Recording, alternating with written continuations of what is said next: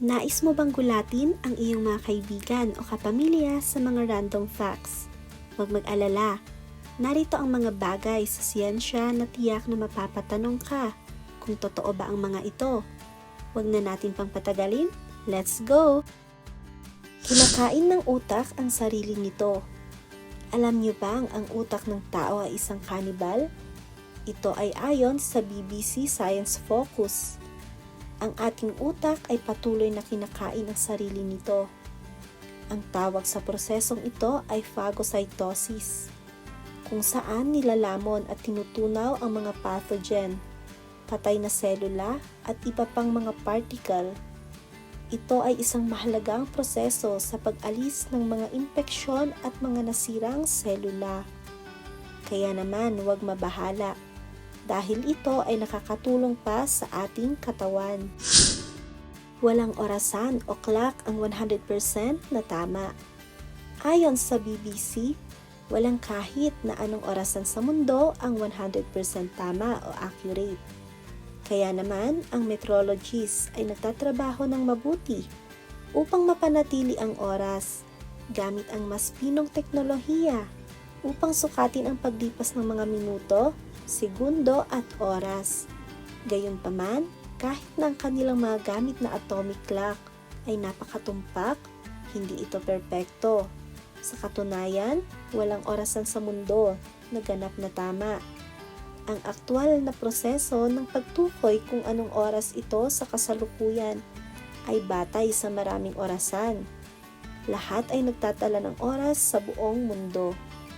Ang mga national laboratories ay nagpapadala ng kanilang mga timekeeping sa International Bureau of Weights and Measures sa Paris, na pagkatapos ay lumilikha ng isang weighted average. Sa makatuwid, ang oras ay isa lamang likha ng tao. Ang saging ay radioactive. Ito ay bahagyang radioactive dahil sa pagkakaroon ng natural isotope potassium-40.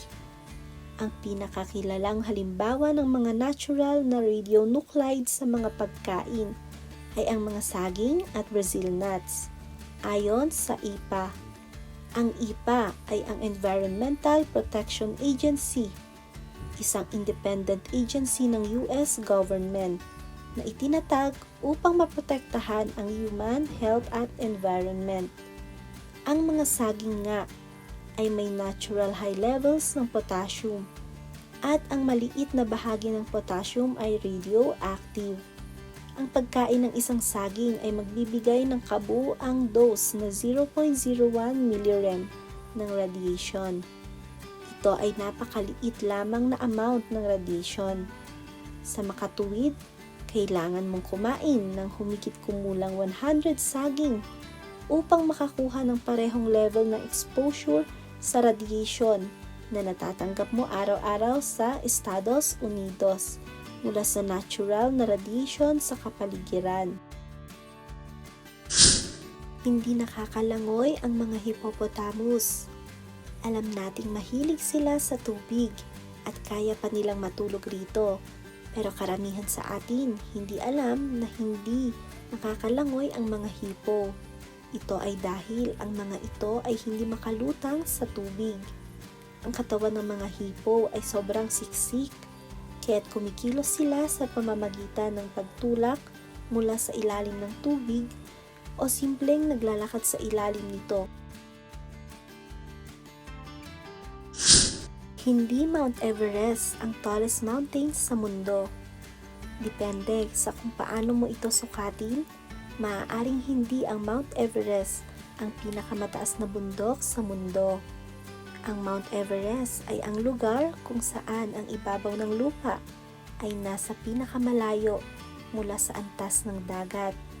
Ito ay ayon sa Montana State University.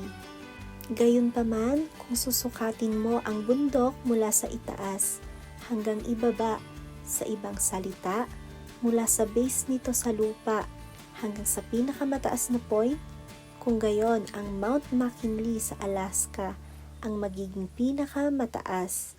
Ito ay umaabot ng humigit kumulang 18,400 feet o 5,600 meters mula sa lupa sa ibaba nito.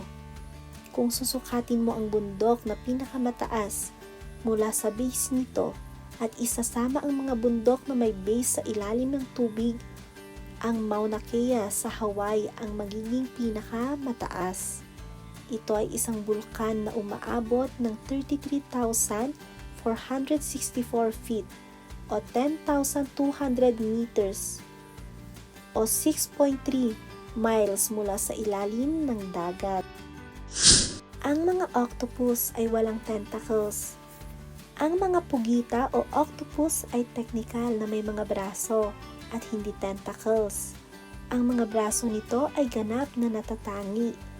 Una sa lahat, mayroon silang 8.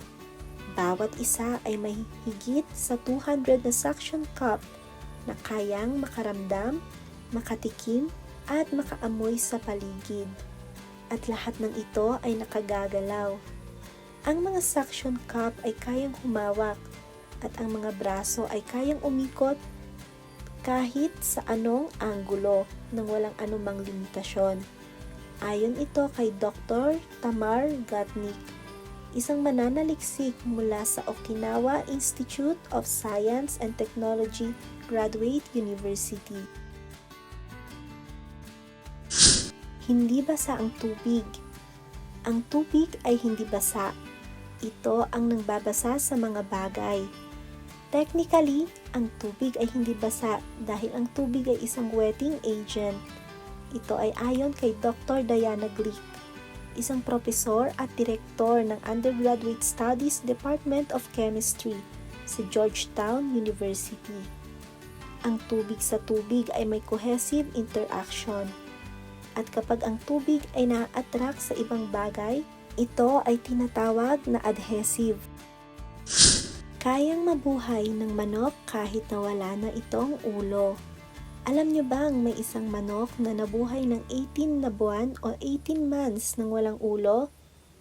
Noong 1940s sa United States, isang manok na tinawag na Mike ang nabuhay ng 18 months nang walang ulo. Ayon ito sa BBC Science Focus. Halos ganap na itong napugutan ng ulo gamit ang isang palakol. Ngunit ang jugular vein at brainstem ay nananatiling buo. Ito ay nag-iwan ng sapat na brain function para sa mga pangunahing gawain tulad ng paghinga.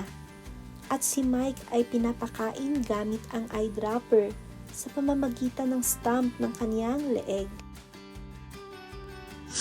Ang mga fruit stickers ay maaaring kainin. Ang mga maliliit na stickers sa prutas ay dinisenyo upang hindi makalason. Kaya technically maaari silang makain. Maaari silang kainin. Ngunit hindi ito masarap at dadaan lamang sila sa loob ng katawan nang hindi natutunaw.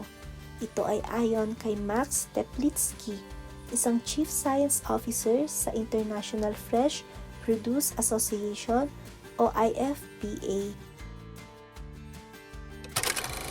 Yan ang ilan sa mga bagay sa siyensya na talaga namang mind-blowing. May alam ka pa bang ibang bagay na nakakamangha? I-share mo na sa comment section at mag-like at follow na rin sa ating Facebook page at subscribe sa ating YouTube channel para updated ka pa sa ating latest uploads.